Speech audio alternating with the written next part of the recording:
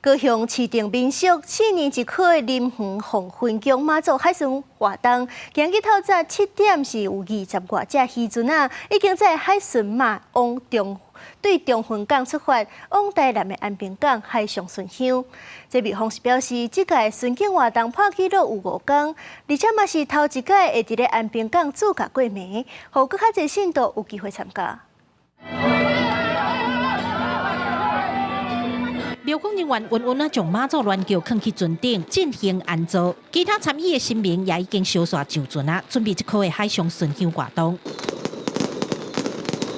初十透早，中横渔港都闹热滚滚。4年一考的海上巡香，由海巡马亚丁伫水仙船王做先锋船的带领之下，载着众神的渔船一一开出港，前往台南安平进行回乡活动。庙方表示，因为考虑到天气甲水路的问题，会尽量甲时间缩短。今年是破纪录，活动隆重赴5天，也是第一摆伫外围过暝。台南甲高雄的交情已经遮久啊，是安怎拢无这个机会，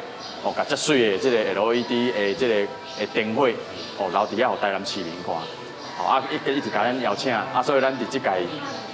挂即个记录，留伫台南过一年，互伊看安尼。经过跋杯选出来20多只渔船，大家拢装甲水当当。这船顶悬除了规定的定位啊，我在其以外，其他包括船身的 LED 电火，也有音响等等，拢是船长因家己发挥创意状态。虽然所有开销拢爱家己来，不过船长拢讲因的用心无为着啥，敢若希望互更较侪人看到高雄林园才有的妈祖海巡文化。这是无规矩，庙方嘛这边嘛无讲要求讲，阮就爱安怎装啦。阮只是讲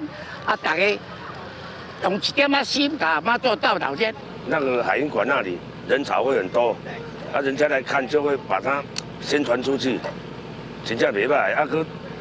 摆伫海云馆的头前哦，真的空拍机还是照相哦，特别的漂亮。庙方表示，妈祖海巡船队沿途会接受海边信众的吊摆，11早起会对台南归庭登来自驾高雄港，到时会有足球大典以及各种的艺人展演，邀请民众做过来感受这个无同款的妈祖海巡文化。记者柯家族邱朝阳高雄采访报道。